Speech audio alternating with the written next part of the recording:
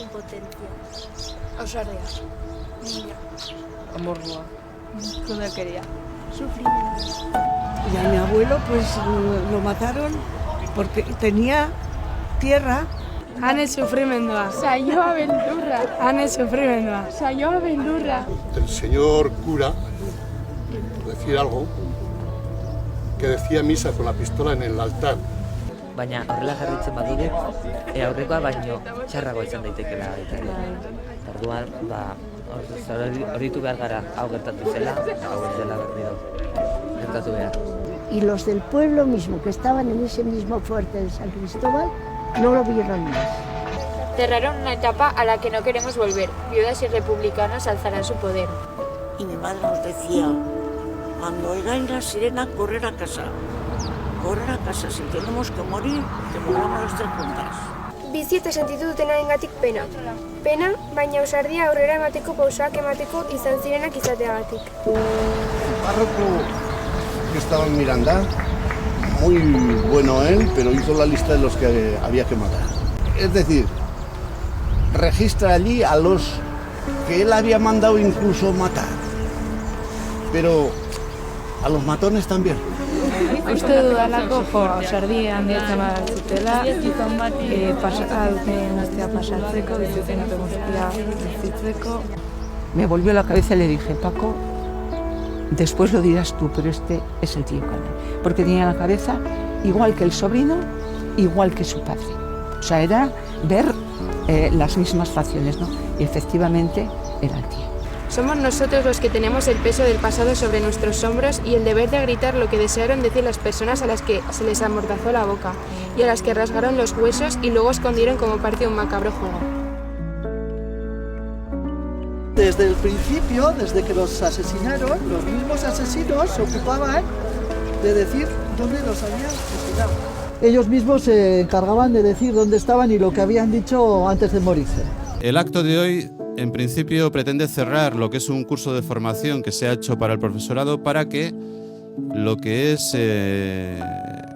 la transmisión de la memoria se pueda ir aplicando dentro de los institutos o dentro de los colegios. El interés fundamental es la transmisión intergeneracional de esa memoria. Somos conscientes de que si la memoria no se transmite, especialmente a las nuevas generaciones, al final se van a olvidar todos aquellos procesos de vulneración de derechos humanos.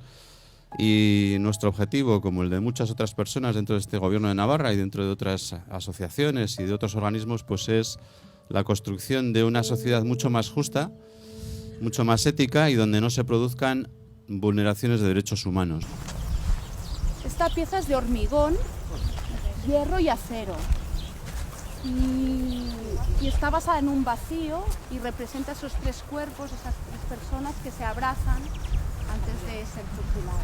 Es una pieza de 8 metros de altura y por tanto muy potente en el paisaje. Si tuviéramos que dibujarlo ahora, haríamos dos líneas horizontales, ¿no? A banda y banda, lado y lado, y de pronto aparece este volumen tan impactante.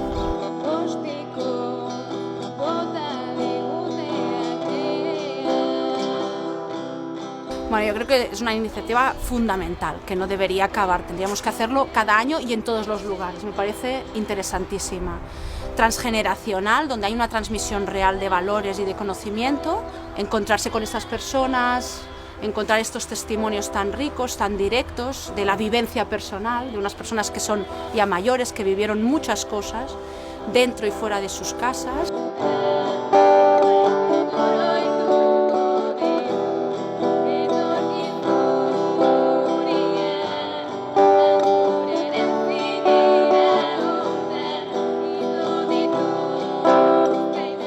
Sí, sabía algo de la guerra civil y sabía que aquí se había sufrido, pero nunca me habían contado una historia así y no sabía lo atroz y así, lo atroz y lo horrible que era ese ambiente en esa época.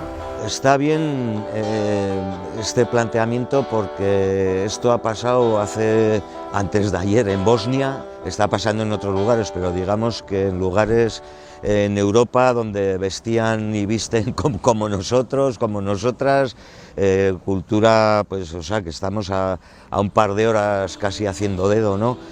Es interesante todo esto, sobre todo porque puede pasar si la ignorancia, dejamos que la ignorancia nos absorba, ¿no? Entonces, por eso digo, es muy interesante el tener preparada esa parte de la memoria que debemos de tener, ¿no? Y el saber desarrollar proyectos para que no vuelvan a suceder. Creo que el enemigo del fascismo es la inteligencia, ¿no?